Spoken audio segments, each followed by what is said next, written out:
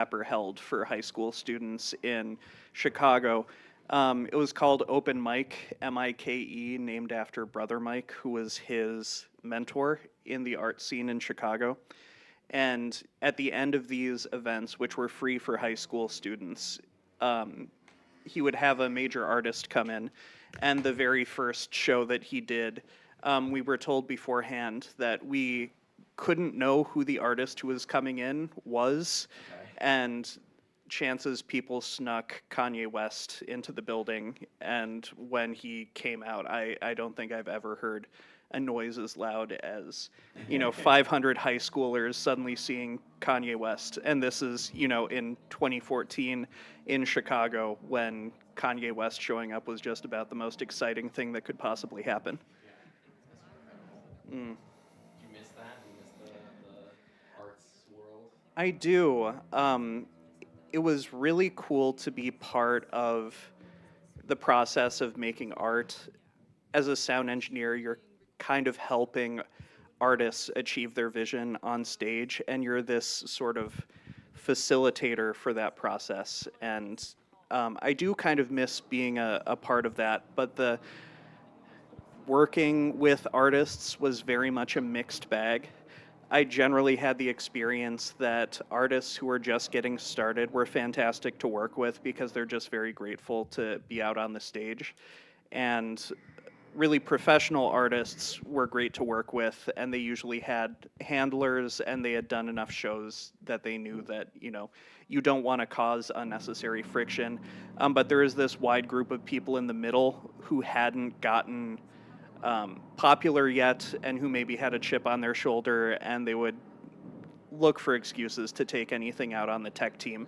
And by the time I was leaving Chicago and moving to the East Coast, I was kind of ready to start over, and always with the hope that I would return to it in my spare time on the weekends, but never really got around to it. So Are we supposed to be going? No. This No. is just small talk. You just Yeah. give me the signal when we're ready. Oh, okay. Yeah, I mean, we're pretty much ready. All right, we're ready to go. Yeah, I'll just get the song. Do I look into that camera, right? That one? Yeah, Or is it we're that gonna one? be switching. So yeah, look into that one, and then this one is just on him. So when you're talking, that'll be this one. Yeah. Cool. That makes a difference to you. And I'll only look into it like for the intro and the outro. I won't. Yeah. I'll be looking at him the whole time. Yeah. All right. Awesome. Just give us the signal. Okay. Yeah, Jackson. If I'll leave room for you in the intro to introduce yourself, because I think it's stupid when the host is like, "Oh, and by the way, here's Jackson." Okay. So just chime in with your name whenever you feel like it. Yeah. All right. This is gonna be great.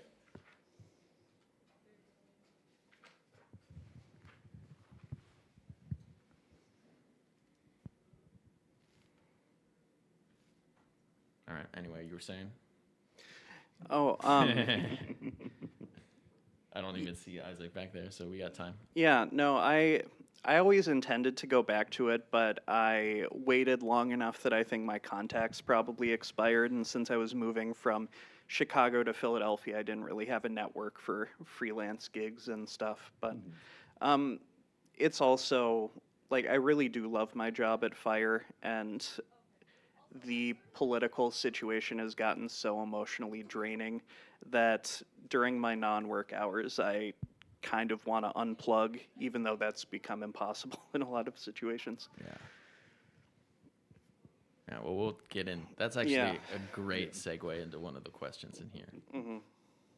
So if you just want to repeat everything you just I'm going to say it in a much less eloquent way. All right, 30 seconds. 30 seconds. Ooh, exciting.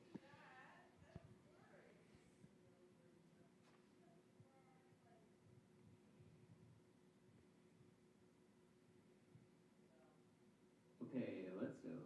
You are on air right now. Live from the KRUI studio, my name is Lachlan Costabile, My name's Jackson. and we are super excited to have a very special guest in the studio with us today. He's the Director of Research at the Foundation for Individual Rights and Expression, or FIRE. Founded in 1999, FIRE is a 501 nonprofit based in Philadelphia that defends freedom of speech and First Amendment rights. They provide legal defense to victims of attacks on speech, educate the public on the importance of free speech and the exact powers of 1A laws, and work with institutions to enact speech policy reform. They are also notable for publishing annual rankings of colleges based on their commitment to free speech and the quality of their discursive spaces. In addition to overseeing the research and data analysis that FIRE performs, our guest is a writer for FIRE's website and tours the country delivering lectures on free speech and college campus reform. In fact, today at 5:30, he will be delivering a lecture in the Senate chamber at the Old Capitol, which is free to all students and community members. We appreciate that he took the time to sit down with us, and we are proud to welcome to the KRUI studio Mr. Ryne Weiss. Ryne, how are you doing today? I'm good, thank you very much. It's really special to be here because I was actually born in Iowa City, just half a mile from here. Yeah, well, we're so grateful to have you here. The Senate chamber in the Old Capitol. That's a high honor. Yeah, I'm very excited to be here. It's really a great honor, and I hope that I can put on a good show for you guys. Yeah, well, when you are on the day of a big lecture, what's your process? Like, how do you prepare for that? So it depends on whether or not I'm giving like a PowerPoint presentation or a fully written out speech. This is more of a lecture. It's going to be more off the cuff. So usually if I'm coming to a university, if they're included in our college free speech rankings, I do a deep dive into the data for that school in particular. Just usually it's something that people ask about. But other than that, just keeping up to date with whatever is happening in the free speech news, because I know that that's often top of mind. Sometimes I'm brought onto a campus very shortly after a major free speech controversy has happened, and that can lead to some awkward situations where the people who are responsible for whatever anti-speech action are in the audience. But, you know, you look into how things are going on that campus free speech-wise and try and roll with the punches. Yeah, all right. Kind of going off of that, what research are you doing right now? Or better yet, can you expand what exactly is your role in FIRE? What does director of research entail? Like, what's your day-to-day like nowadays? Yeah, so as a director of research, I'm kind of a facilitator for the various projects that we do, so I have a bit of a hand in all of the research projects. So the college free speech rankings are the biggest thing that we do every year, and that entails a survey of almost 60,000 students at 250-something universities every year. We also keep track of attacks on free speech in 3 separate databases. We have the Students Under Fire database, which tracks attempts to get students sanctioned for their protected free speech. The Scholars Under Fire database, which is the same thing but looking at scholars, like researchers, faculty. And then we have a deplatforming database, which tracks attempts to get events shut down because of their expressive content. So I do a little bit of helping with all of that, managing. I also do public education on this stuff. When someone has a major criticism of our rankings methodology, I'm often the person who's either writing the response or giving the response. And you enjoy that kind of confrontational aspect? I wouldn't say it's confrontational so much. I mean, any research endeavor is going to be imperfect. And there's a whole spectrum of criticisms that you can get on the bad faith to good faith spectrum. And we are constantly trying to improve our research methodology. We've changed some of the aspects of our rankings over the years in response to criticisms that we thought actually had some merit.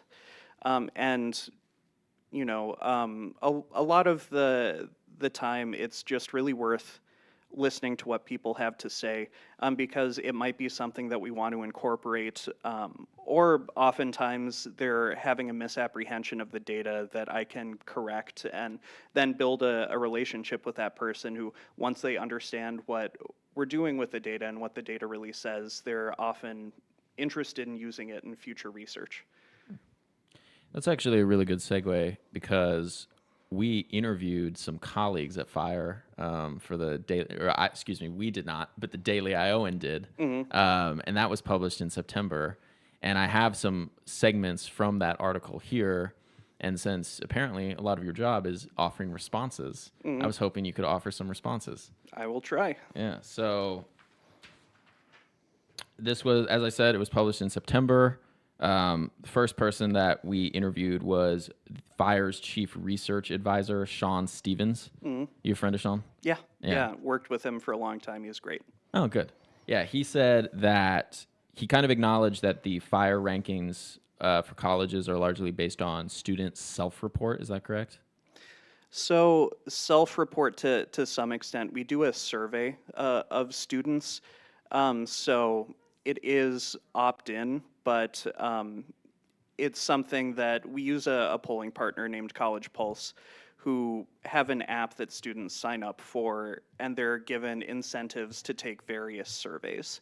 So one of the largest components of the rankings is student responses to that survey.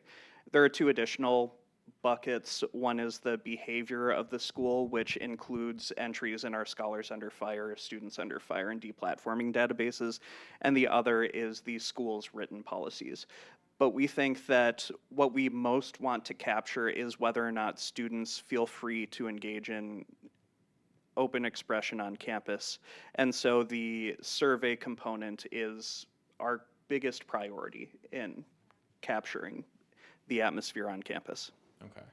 Yeah, because, and that's interesting to me because later I was listening to a podcast interview you did with the Overton Window before this article was written, and you described, you basically said that in your line of work, making students feel comfortable is the tougher nut to crack as opposed to policy reform, which is surprisingly like easier.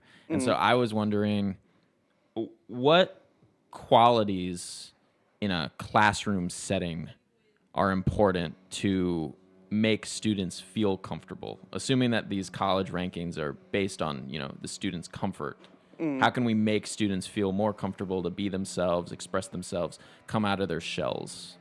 Yeah, that's like you said, that is the really tough nut to crack. There's no one silver bullet that suddenly makes students comfortable expressing themselves.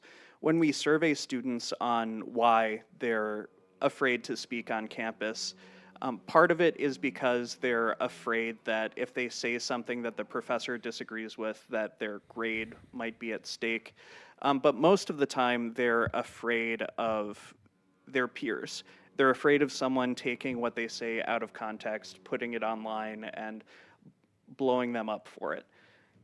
So that is a pretty difficult issue.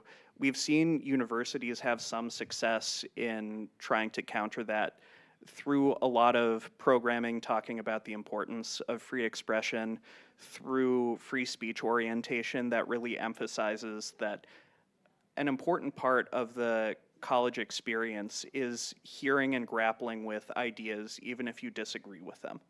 And some of the schools that do the most programming on free speech, like the University of Chicago, Claremont, McKenna, Vanderbilt, they tend to rank very well.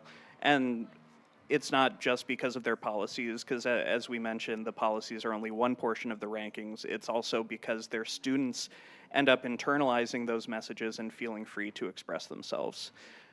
What people within classrooms should do to try and aid this process, I think empathetic listening, really considering what people say, not jumping to judgments or conclusions, being more curious about what someone believes than judgmental or even corrective and trying to, change what they believe. That was a very good answer. I think we'd all be better off. Shifting gears a little bit, if we can, the policy reform aspect is also really interesting. And the Daily Iowan article talks about that too, because we interviewed Ryan Anslone with Fire, and he mentioned that he specifically dislikes the UI's sexual harassment policy, which is worded in such a way that punishable behavior must be, quote, severe, pervasive, and objectively offensive. And his quote in the Daily Iowan article is that this is too broad and could include anything from an off-color joke to awkward efforts to ask a classmate on a date. And that kind of got me wondering about the writing process of good policies. Like, how should we be writing our policies? The first thing I would suggest is contact fire. We have a policy reform department that Ryan Anslone is a part of, whose entire job is to work with colleges for free to make sure that their policies are fully tracking the First Amendment. So that is what I would say. When Ryan talks about how sexual harassment policy should be tailored to what is severe, pervasive, and objectively offensive, he didn't make up those terms. Those come from a specific Supreme Court decision. And so, just purely tracking the legal standard is what would get you a fire's top green light rating. And actually, in this case, if the University of Iowa had received a green light rating instead of the yellow light rating it has last year, they would have been 17th in the rankings rather than 63.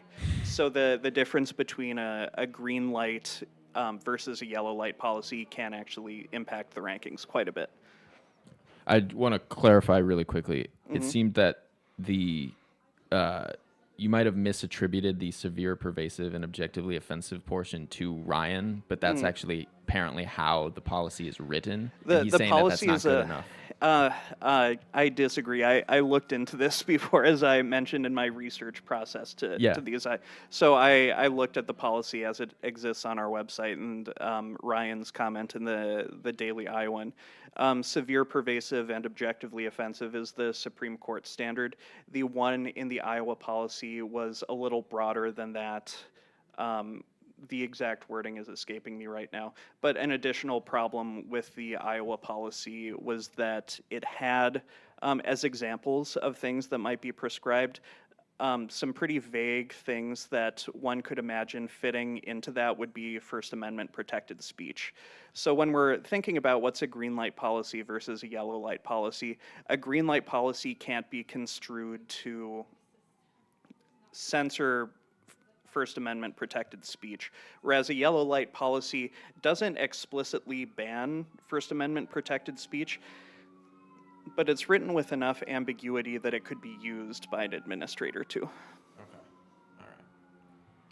You mentioned that Iowa was number 63 in the rankings, and that's not great. That's not great for us as students to hear. It says we have a overall score of, I believe, 61%, which is a D minus.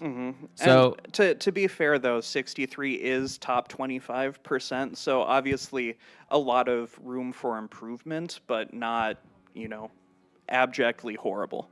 Oh, well, thank you. Now I feel better. Still, D minus, on paper, that's not great. So throw us a bone. What could we do really quickly and actionably to get our score up? Well, fixing that one sexual harassment policy last year would have put you in 17th place. So that I think is one kind of no-brainer. The more difficult stuff but what may be long-term, some of the most impactful stuff is, like I said, focusing a lot on the culture, being very clear in your messaging to students that free speech is an important part of the campus experience, and that they should expect to face and question views that they disagree with.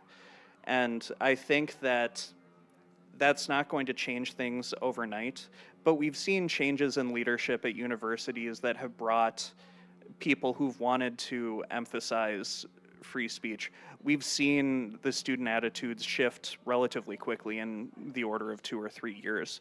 In fact, the University of South Carolina improved dramatically in our rankings. They were one of the worst public schools for free speech several years ago. They contacted FIRE, they reformed their policies and instituted a lot of programming about free speech and the First Amendment. And then the next year, they shot up into, I believe, the top 20% of schools. And the vast majority of that change wasn't from the policy changes that they made. It was from the changes in student attitudes.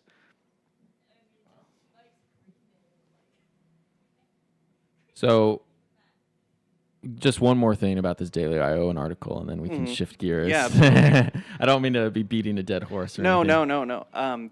Like I said, my job is to respond to our methodological critiques. So lay it on me. All right. Well, this is worthy of a response because this is a criticism of FIRE. Comes from Brett Johnson. He's a UI professor. He teaches the Freedom of Expression course, which is offered to a lot of poli-sci journalism majors. I'm actually taking it right now. He talks about the fact that in addition to that course, there's a lot of stuff on the Iowa campus in place to kind of preserve free speech or uplift free speech. He talks about how faculty apparently has to go through annual training on free speech. I did not know about that. And it was a little disgruntled that we have the score that we have despite all of this. And he said, quote, "All of these are really good investments in showing the university cares about the First Amendment. And what has it led to? Getting a rating of 30? That makes me question, what does 100 look like? Is it anarchy? Is it anything goes?" And feel free to respond to any of that. Is 100% even attainable? It would be pretty difficult. The top rating now is around an 80 at Claremont McKenna. So, not super close to 100, but it is theoretically possible for a school to get far beyond 100 because of extra credit that we allow. But to, respond more to the substance of his question, I totally agree with him that the kinds of programming that he mentions are good things and worthwhile things to invest in. Since, like I said, what we're largely concerned with is whether or not students feel free to express themselves on campus. To some extent, the administration has some limited control over that. They can adopt the right policies, and they can adopt pro-free speech programming. But if it's not really getting all the way to students, like if that training that's happening to faculty is not changing professors' behavior in such a way that makes them make their classrooms more open. And one of the reasons that Iowa is ranked the way that they are is that they rank very low in self-censorship. And by that I mean students report that they very frequently self-censor. About half of students report that they self-censor more than once or twice a month. So we do have strong evidence that University of Iowa students don't feel comfortable expressing themselves in ways that they should. And I think that the programming that professor mentions is a really good first step, but it does need to be put into practice in such a way that the students are receiving that message. And I would put forth that maybe it hasn't yet, and hopefully we see some improvements there in the future. Student attitudes are going to be somewhat of a lagging indicator of the universities changing the culture in this way, because cultural change doesn't happen overnight. Take a theoretical university that has a really anti-free speech president, and then they get a really pro-free speech president. The first year that pro-free speech president is in place, you have 3 years of students who have internalized, 3 years of anti-free speech messaging. It'll take some time for turnover to happen, but the university can help by being explicit in how they value free speech and in hammering home that point as much as they can.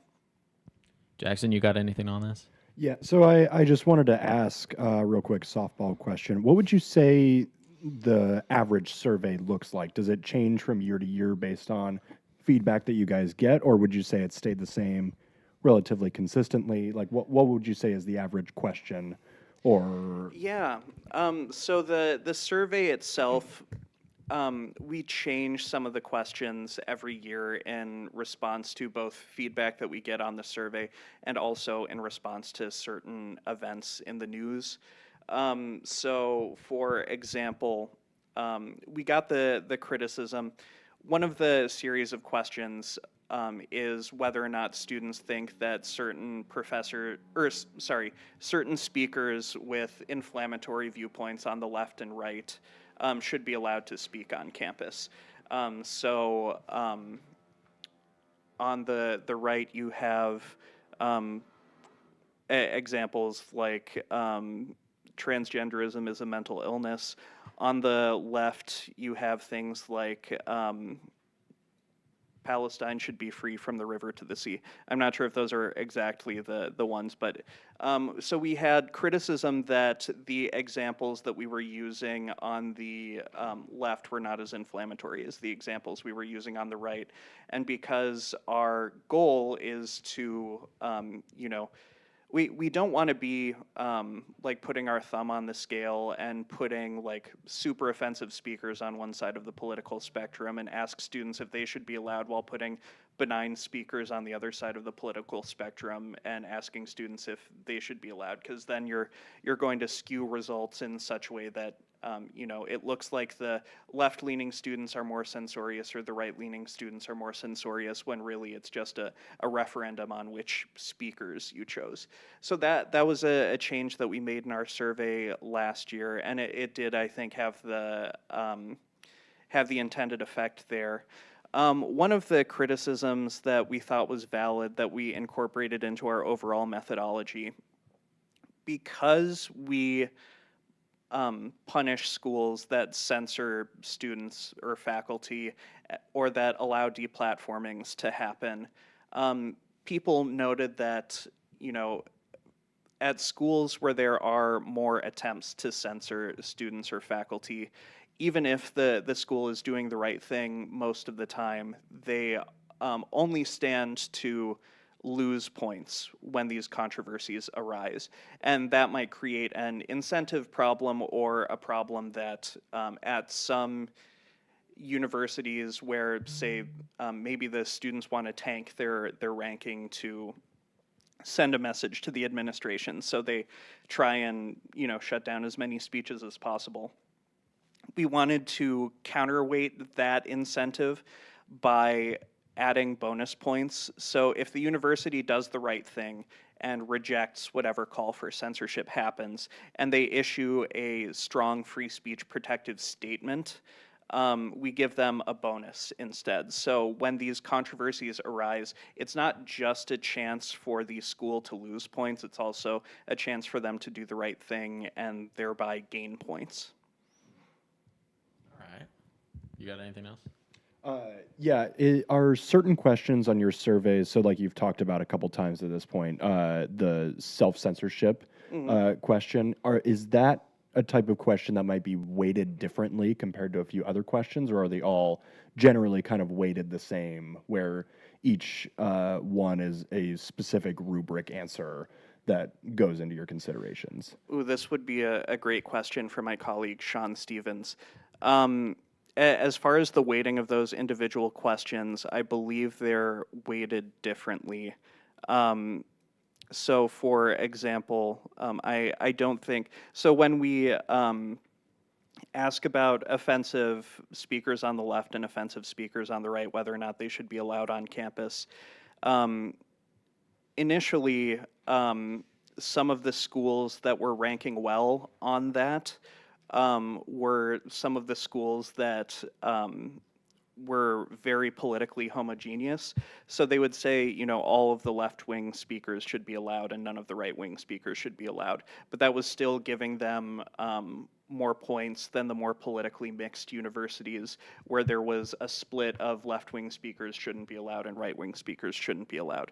So we added this subcomponent that we call tolerance difference to try and account for this. So if there is a school that has very high tolerance on one side and very low tolerance for another, that adjusts the points that they get for the overall speaker tolerance.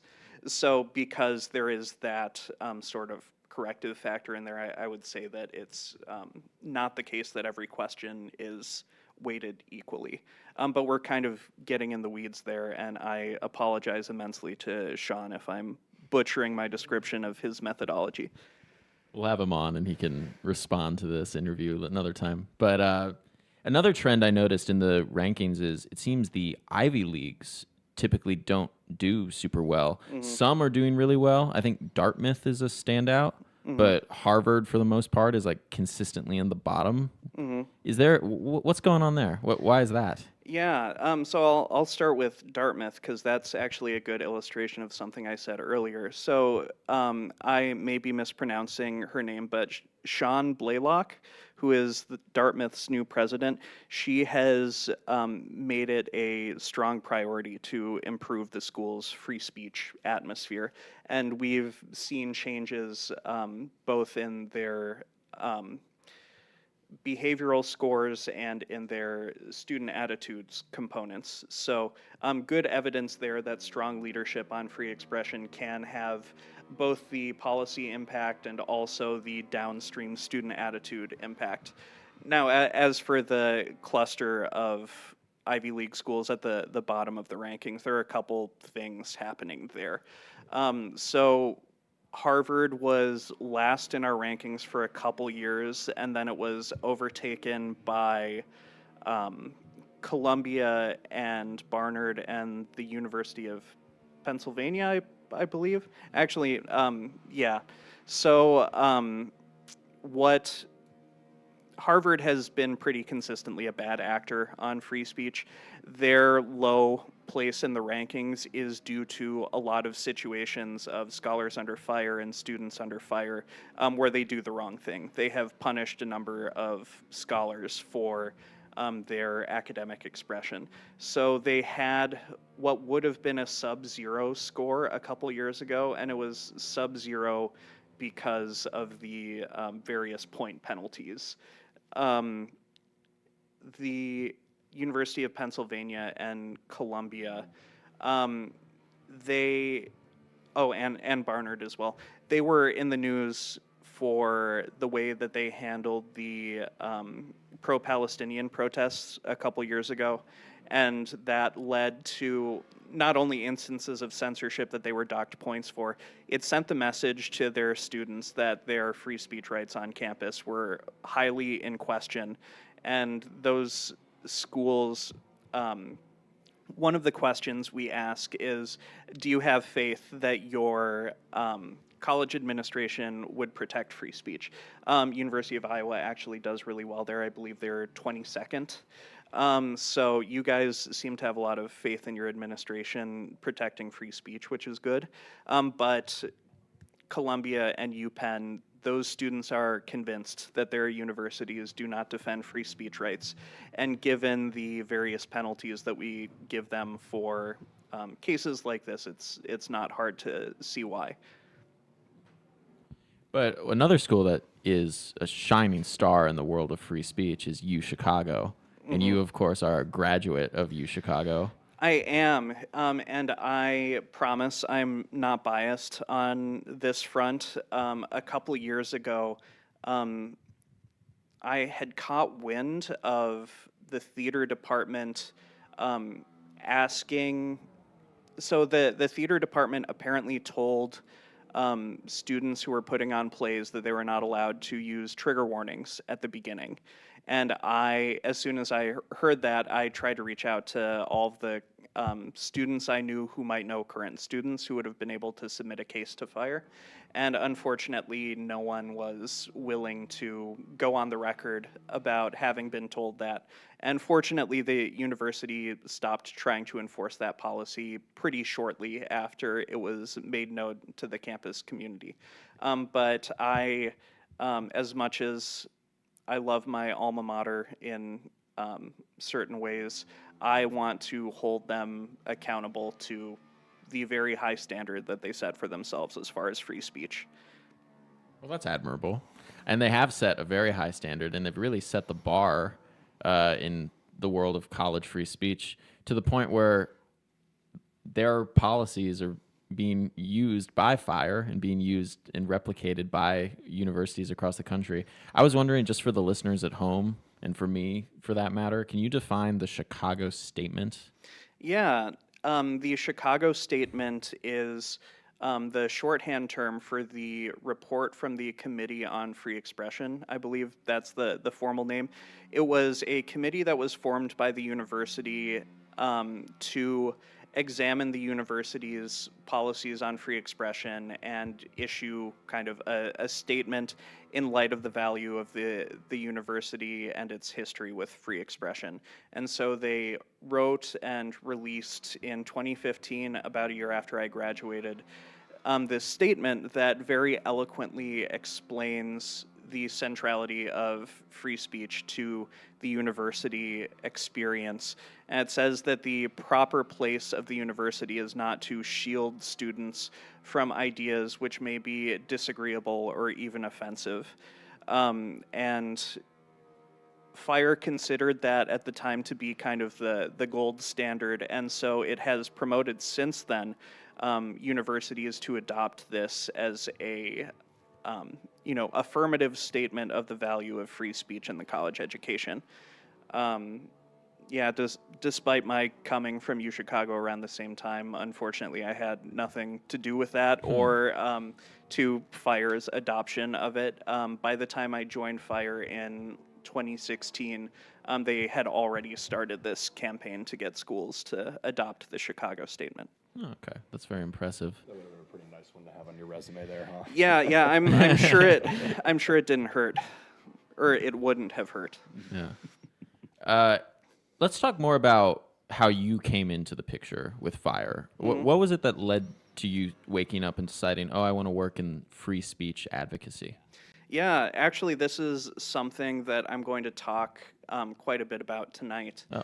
So I grew up all over. I was born here in Iowa City, but I lived in Iowa, Illinois, Minnesota, Ohio, Wisconsin, Georgia, and Kentucky.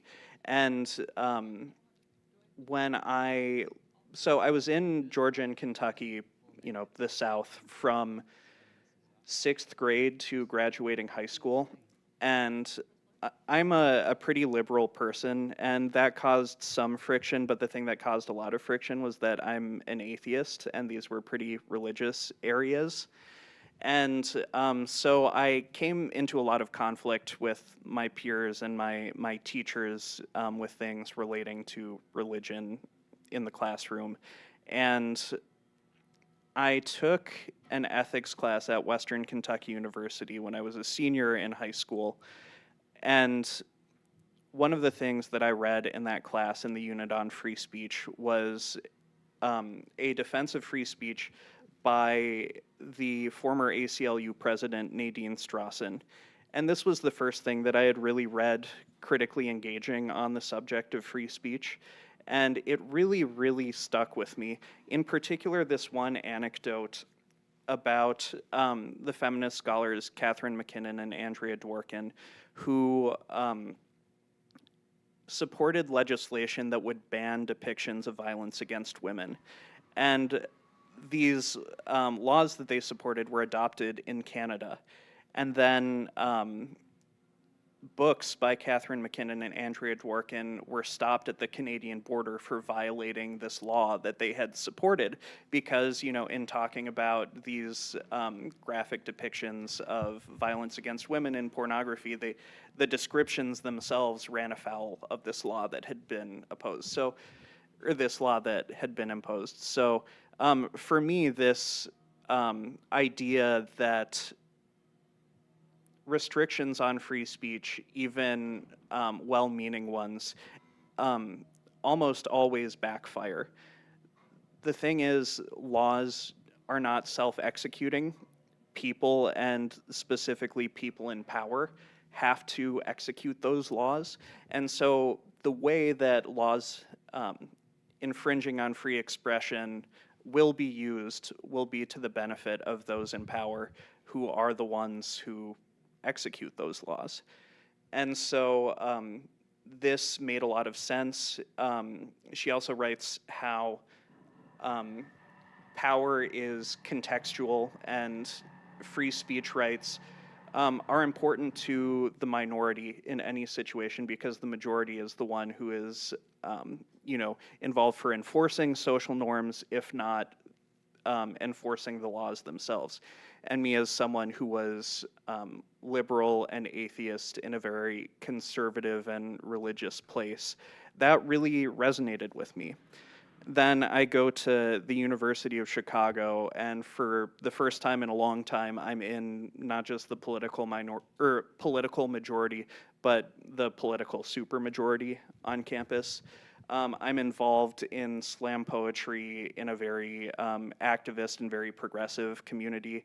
And one of the things that started happening in 2013 was that a lot of those students, I agreed with their political goals, but some of the ways that they wanted to achieve their goals was through censoring their enemies, getting things like,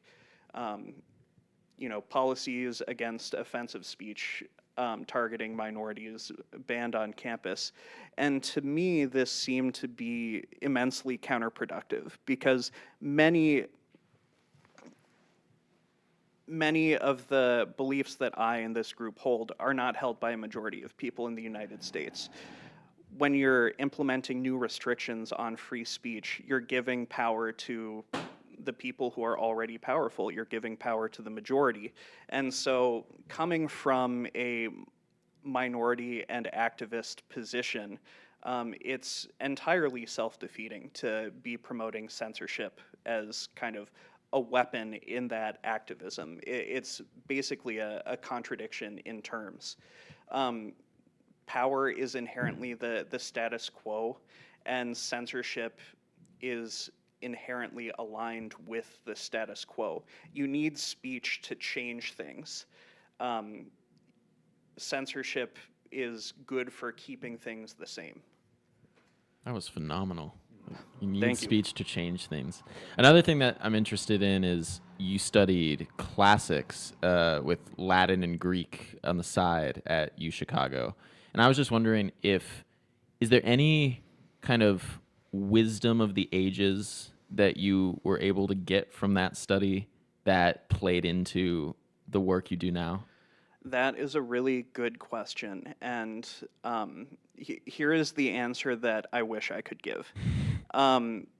So the ancient Greeks in Athens, they had the world's first democracy, and they had two concepts that are very elemental in what we consider modern free speech. So there's parrhesia, which is sort of fearless speech. It's speaking your mind, even speaking your mind, and even facing the consequences of that. And then there's this other idea they had of free speech, which is isegoria, which is the kind of equal access to the public sphere. So that is kind of the idea that every citizen has a voice in the democracy. Those two things are deeply informative of the free speech system that America now has today.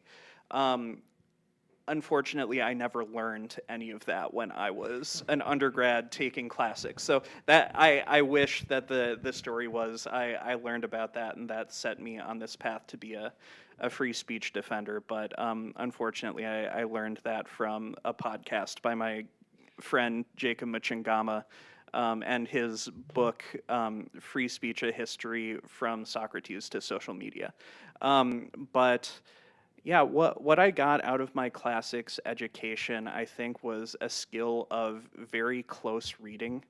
Having to translate like really arcane texts means having to look very closely at context, and it made me a very detail-oriented person and a very, I think, a person who's very interested in reading and understanding the intent behind something, not just necessarily what it says.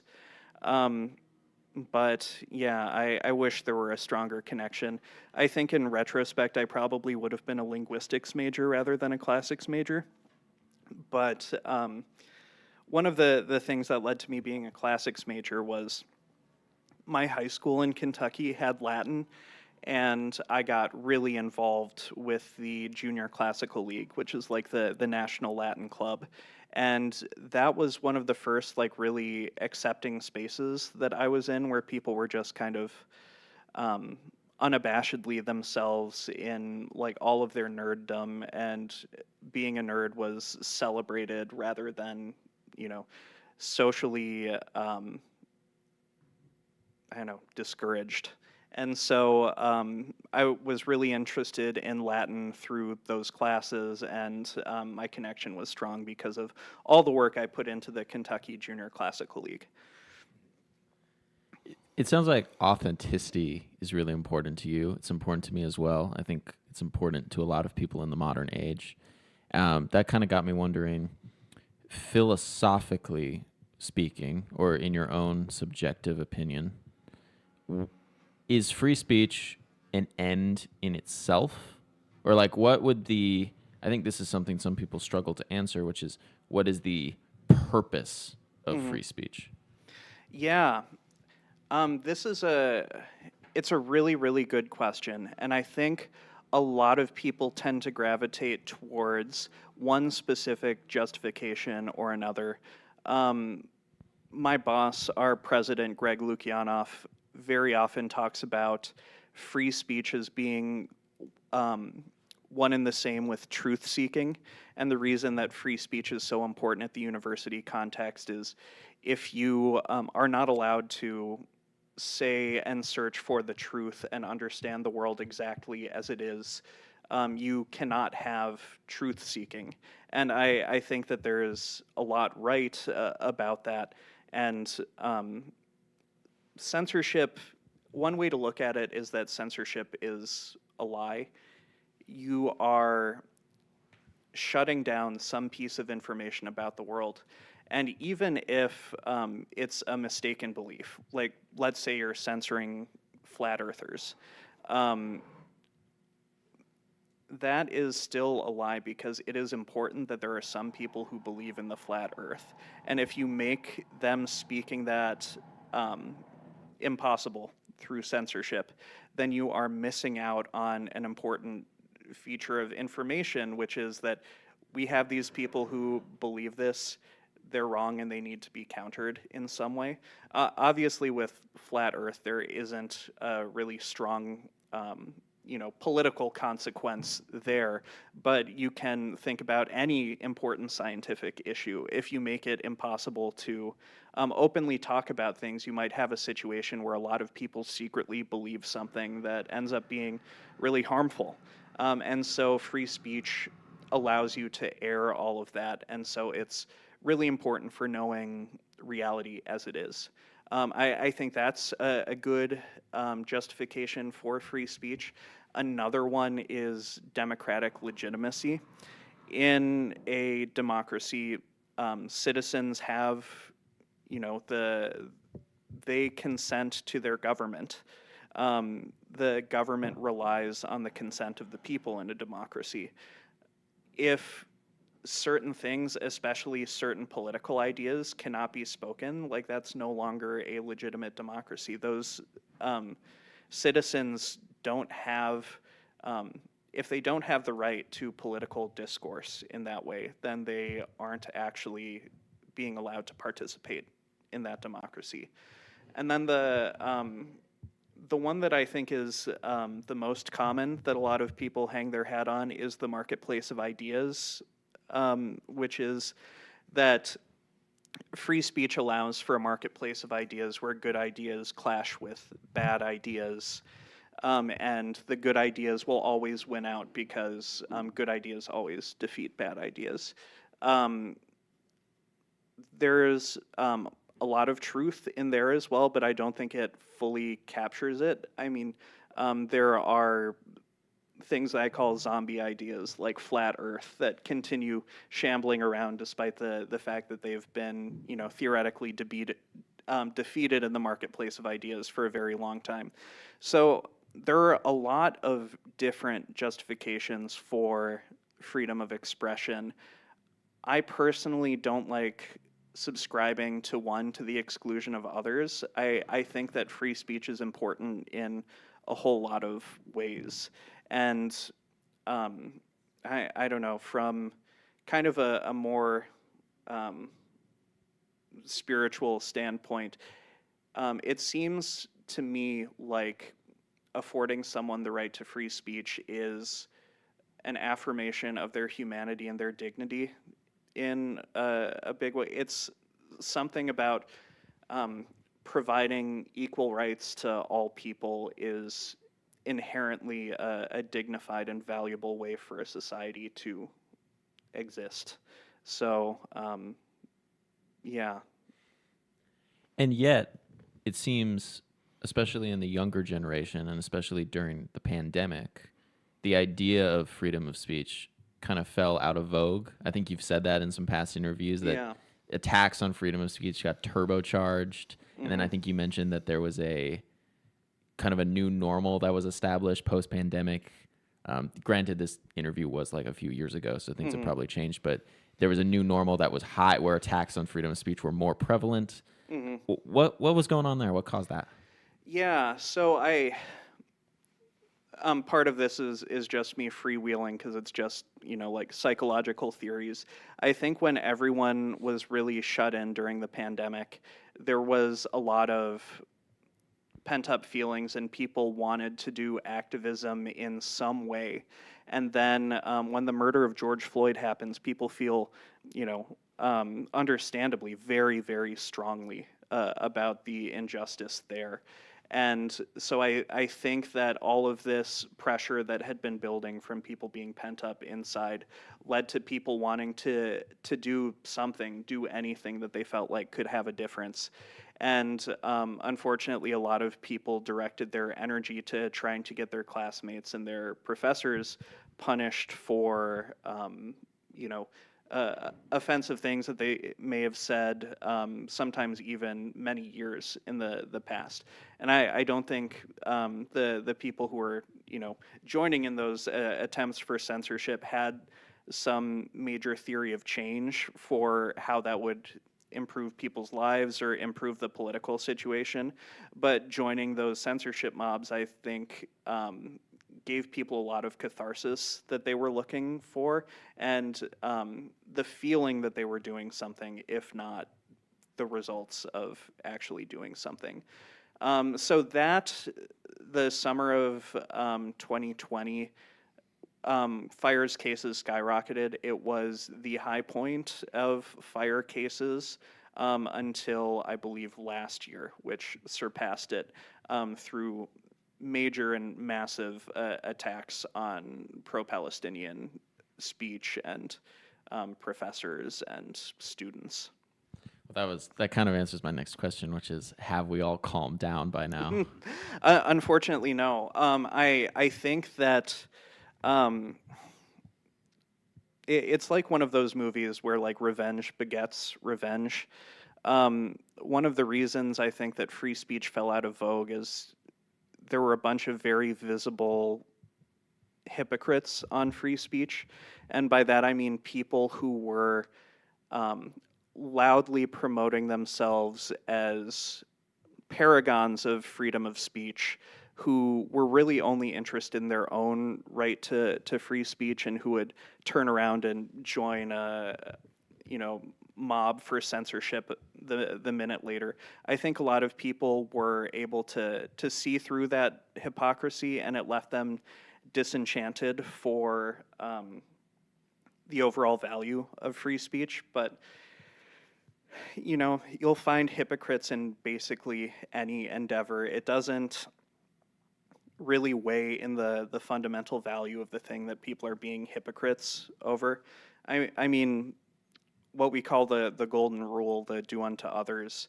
Um, I think everyone at some point has been a hypocrite on that rule. It doesn't mean that it's not very fundamental to how we should behave as human beings.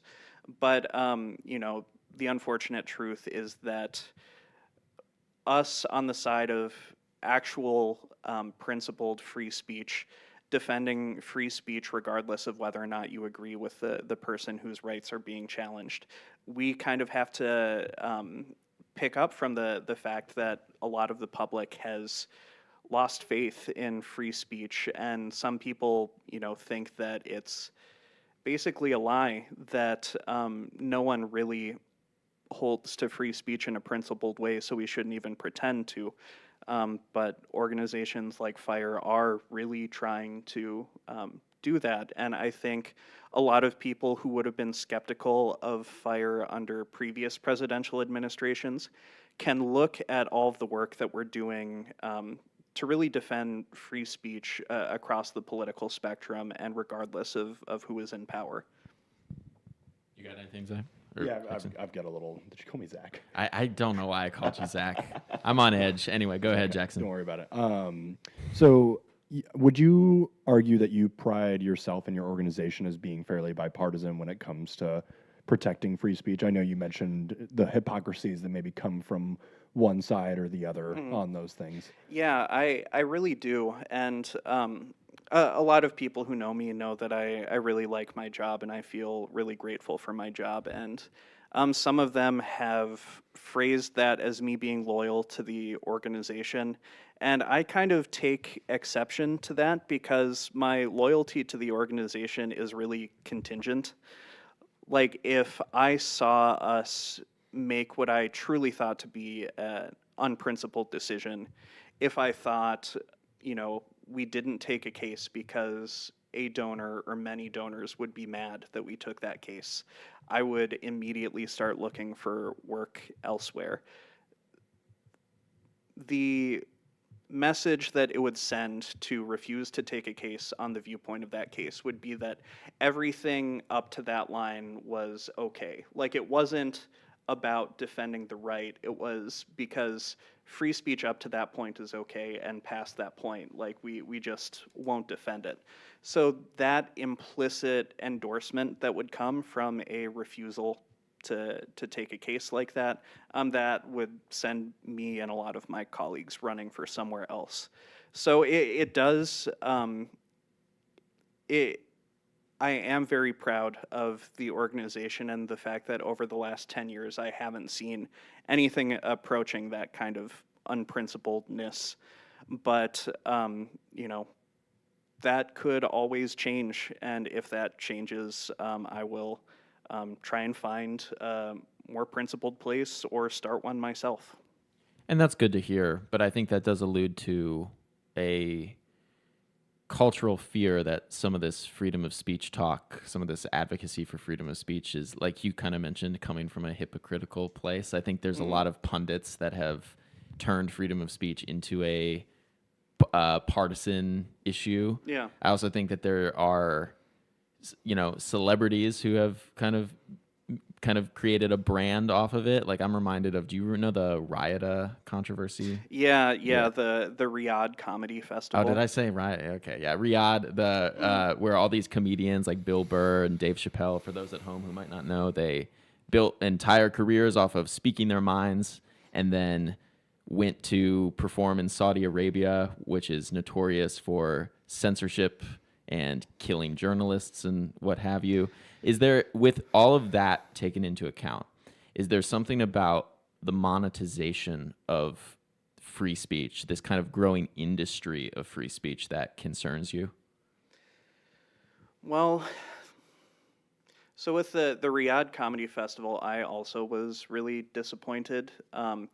There was something that Dave Chappelle said, like, while he was there, which is that I feel more free doing comedy here than in America, which, you know, good for you that you're invited here and paid a ton of money, but less good for all the political dissidents who have been jailed. So yeah, I was disappointed, especially when someone leaked one of the contracts for the festival, which showed all of the restrictions on what jokes they were able to do, including anything that put the country or the royal family or any religion into disrepute. They couldn't joke about. So yeah, even yeah, I would say that you have a hard time squaring agreeing to appear at that festival under those terms with a statement like, you're free to speak there more than in America. So, yeah, I share the upset over that. And that might be a little bit of a biased question on my part, and I apologize. But I was trying to get at, like, I feel like since we see this conversation around free speech growing and people are profiting off of it, is there, how does fire prevent, like you kind of mentioned, like, how do you prevent your morals and values from sliding a little bit? Yeah. We can only really control what we do as an organization. I would say here is one good yardstick for how serious someone is about protecting freedom of expression. See if or when they are defending speech that they disagree with, because that really is the test of whether or not you are pro free speech or whether you are pro your side having free speech. So if you see someone making a big fuss about free speech, but every time it just so happens to be the speech that they agree with or the activists on their side of the political aisle, maybe you should look to them with some skepticism, at least as far as their advocacy. However, they may also be right about whether or not the free speech there is being violated. But yeah,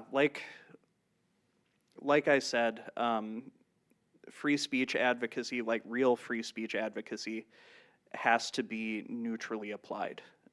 The laws either protect everyone or they protect whoever the government decides to protect, and free speech only exists in the first case. I also am interested in, I feel like nowadays free speech and discourse has kind of become a form of entertainment for some people. Like it's been, especially in the age of social media, I feel I see a lot of series where the whole point is just people talking. I guess podcasting would be a good example of that. Yeah. But there are also these like huge YouTube series that make so much money off of just simply filming political discourse. Like Change My Mind is one that comes to mind. We actually had a Change My Mind last week. A pro-life activist set up shop in the park right outside and was debating people for a few hours. Yeah. Oh no, I missed it. It was definitely interesting. Got quite the crowd. And then I also think of this company Jubilee, which makes like these middle ground videos where they throw people in a dark room and have them debate. What's your opinion on that? Do you think that's reductive, or are you in support of stuff like that? I think that, and I was talking with some students just before this, and the conversation ended up centering a lot around this. I think one of the big struggles for free speech is that since we're seeing people as avatars online, it's easy to forget that there is a real human being on the other end. And most of the productive disagreement that I have had in recent years has been face-to-face or over the phone, where it's impossible to ignore that, I'm having this discussion with a human being and they're seeing me also as a human being.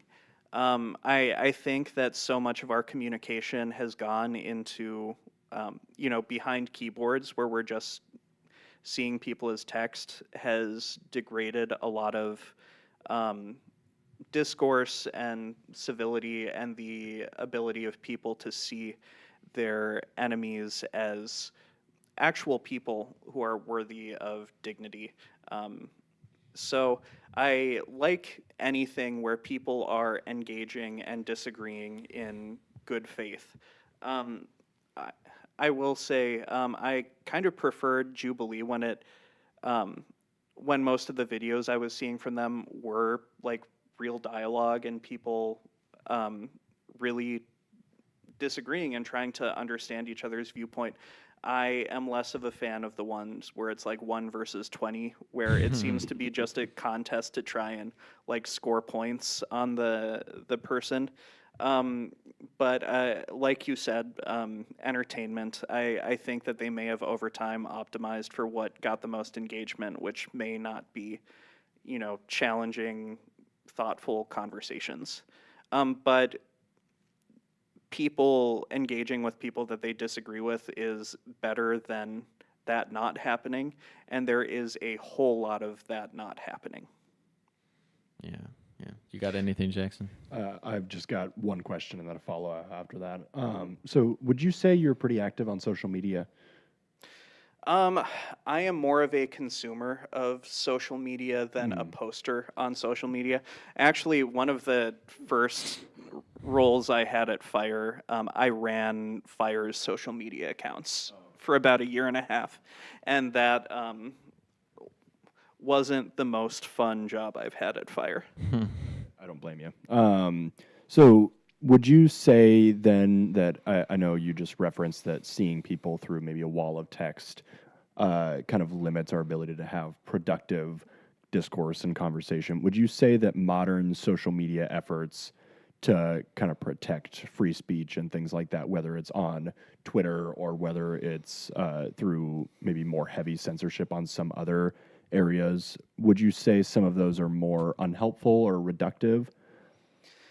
So, as far as the Twitter and free speech component, I am a little skeptical whether or not Twitter is more free speech protective than it was pre-Elon. I still see, the word cis, as in the opposite of trans, occasionally getting posts like hidden on Twitter. So I would really have loved if Elon would have held to a lot of the rhetoric for free speech at the outset, but it seems like instead we've gotten more of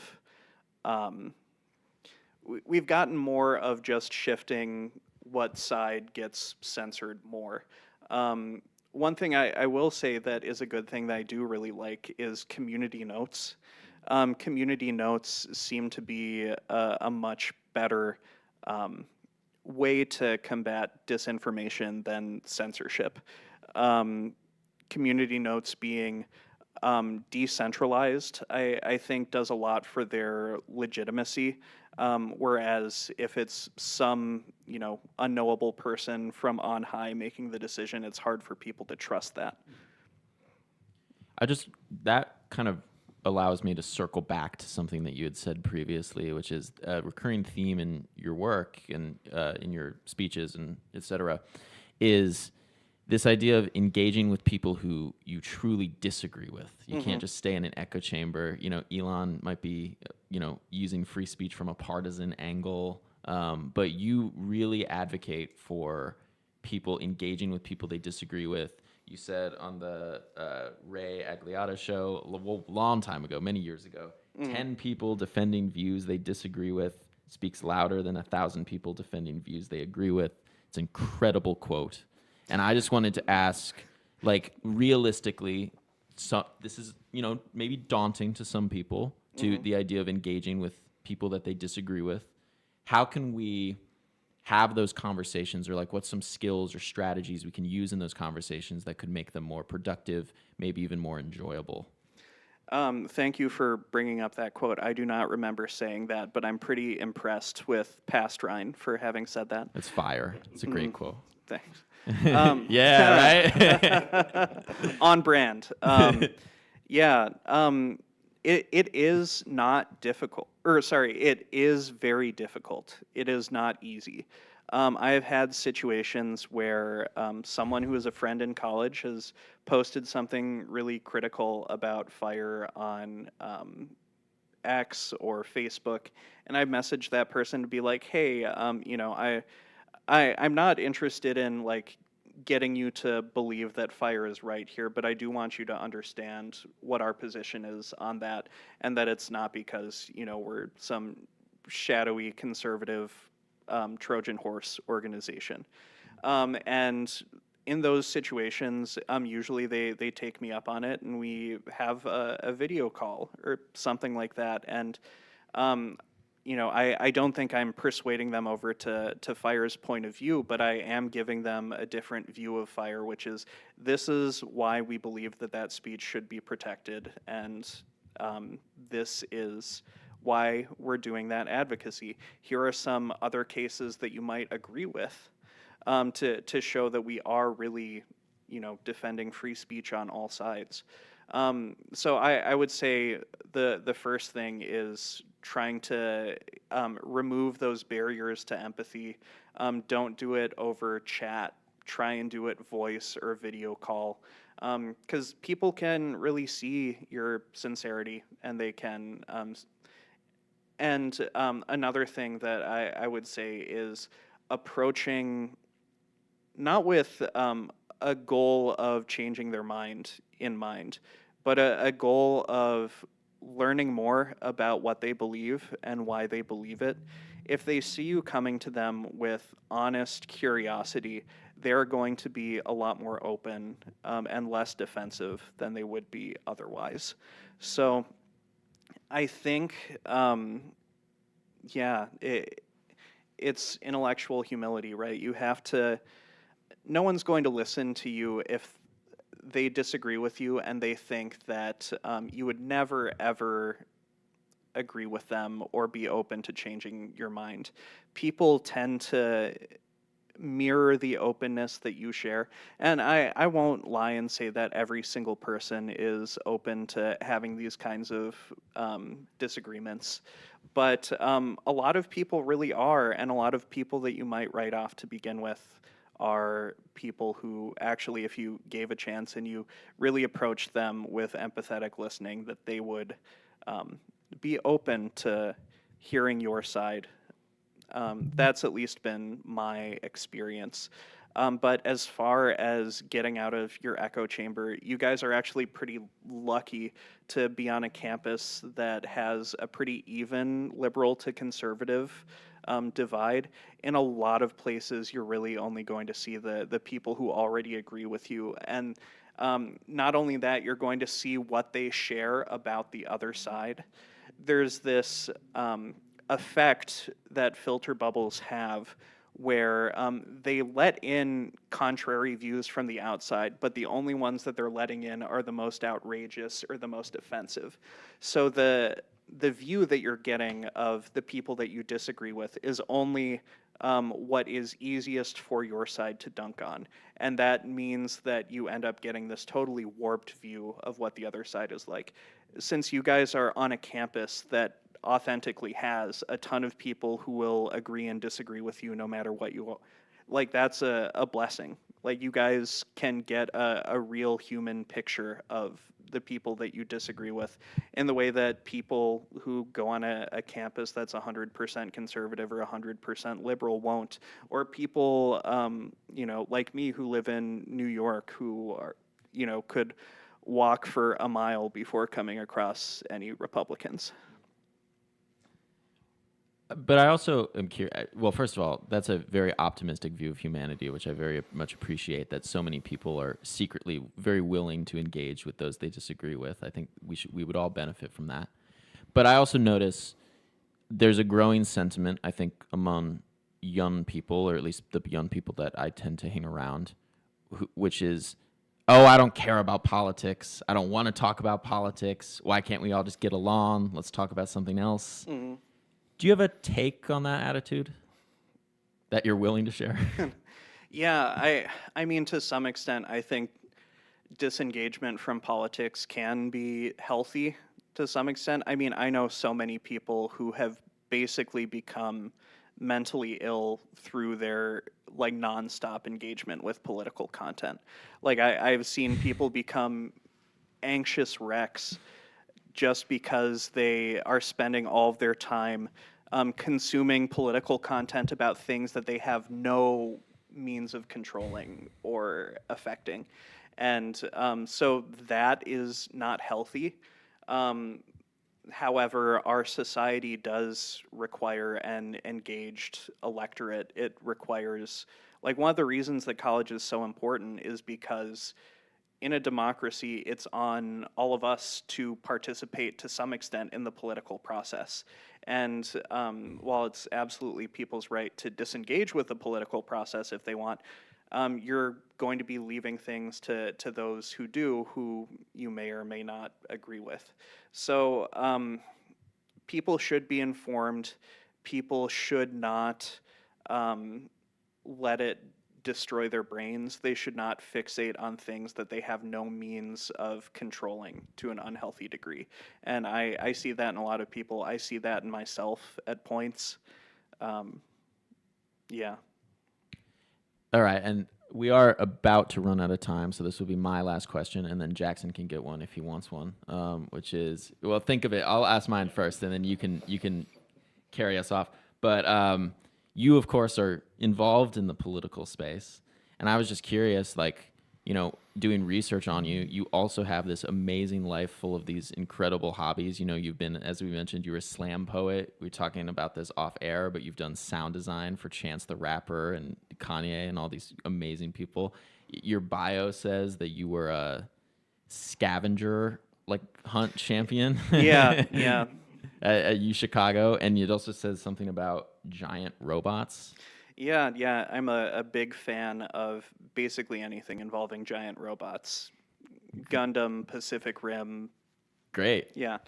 Yeah, more power to you. Yeah. My question is, you know, as a political pundit, do you think of yourself as a pundit? Is that the right word? Oh man, I guess theoretically I am a pundit, but until you said that, I don't think anyone has described me that way. Okay. I really don't want to be a take merchant. Like, that is not what I. Oh. End up on YouTube Shorts after this. Yeah. But yes, I guess I am in the political space, and I do punditry on free speech. Right. Okay. So as someone in the political space, we won't use pundit, but as someone in the political space, how do you like talk to me about self-care? Like, how do you balance the politics and the you know, the emotional content of what you're advocating for with living a normal everyday life? It has gotten better over time. I have gotten healthier at it over time.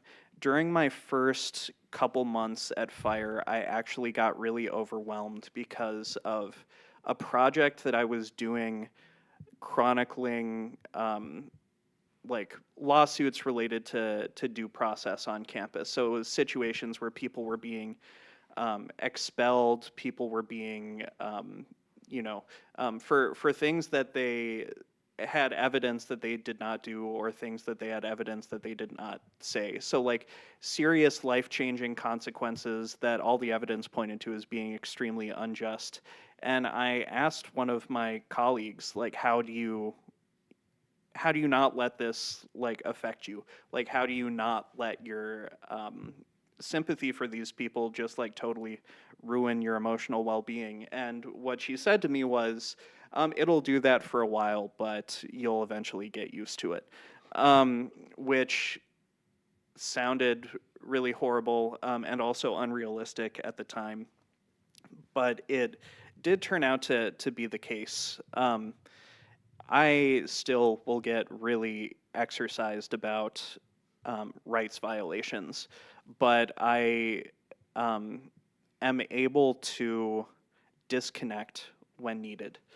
I actually ran a poll in a group chat I'm at on work last year, and I was like, has anyone here made a conscious effort to consume less political Twitter? And everyone in the group had. Everyone had recognized that at some point last year they were consuming too much of this content about bad things going on in the world, and they had made a conscious effort to consume less.